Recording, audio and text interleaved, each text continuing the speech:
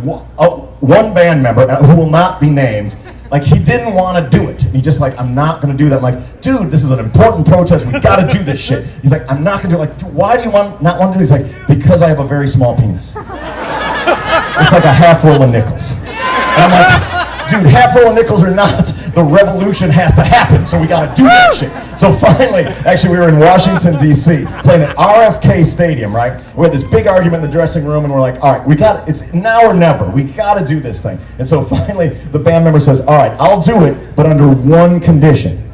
I'm going to bust a nut on stage if we do it. I'm like, well, bro, that kind of changes the whole vibe, and it's a whole different thing if one guy's busting a nut while other guys are really militant. And he's like, but you know what, in bands, you ever been in one? You gotta make compromise. So, all right, we're gonna do the protest and you're gonna bust a nut. Whatever, let's go, here we go.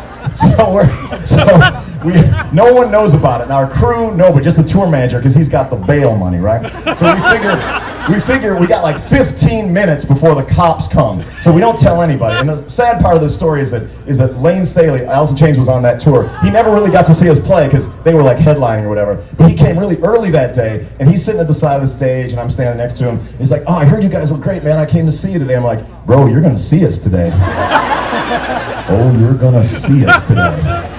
So it's time for us to go. We were the opening band on the whole Lollapalooza, which was this big new phenomenon. There's 45,000 people in a football stadium, and it's time to go on. And we're standing on the side of the stage, we shoot, shoot, shoot, and we're underneath. We got the the duct tape and the PMRC. We walk out there butt ass naked in front of 45,000 people with the guitars feeding back, and the place goes ape shit, right? They're like, yeah, it's Rage Against the Machine, and 3 of them are hung. Yeah.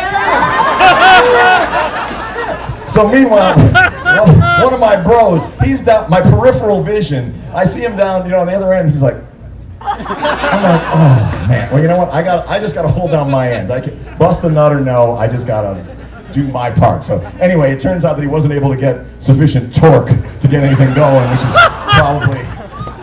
probably good. But anyway, so then all of a sudden now we're 4 militant dudes standing there in a row, ready to like bring some anti-PMRC shit. So we're there for the first 5 minutes, people are going crazy. Now remember, it's a 15-minute protest we got planned, right? First 5 minutes they go crazy. The second 5 minutes are like, we'd like to hear some rock and roll music. Yeah, we seen their dicks. Okay, now play Bomb Track, like and so there's this kind of standoff. We're standing there, they're standing there. Then the last 5 minutes, it gets violent. They're like, I don't like the fact that no music's happening, it's feeding back. Yes, the guy masturbated unsuccessfully, but now we either need some music or we need our money back. And we're just bam, just right there. Then they start throwing quarters at our penises. And I'm like, man, I have a commitment to social justice, but I may not be willing to lose my nuts to a Susan B. Anthony. So we're there in the last 5 minutes. I'm like looking at the clock. I mean, this is a quarter here, quarter there. Finally, we run. The police have arrived backstage. So we sprint, and our clothes are missing. Lane Staley has stolen our clothes.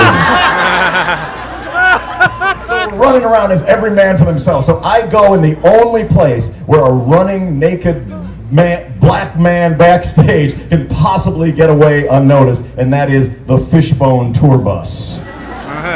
Where I sneak in there, and it's like they're smoking weed for days, and I watch Star Wars, and that's the end of the story. And it becomes a big news story. Rage Against the Machine became famous, and here I am in 2009 playing for you guys.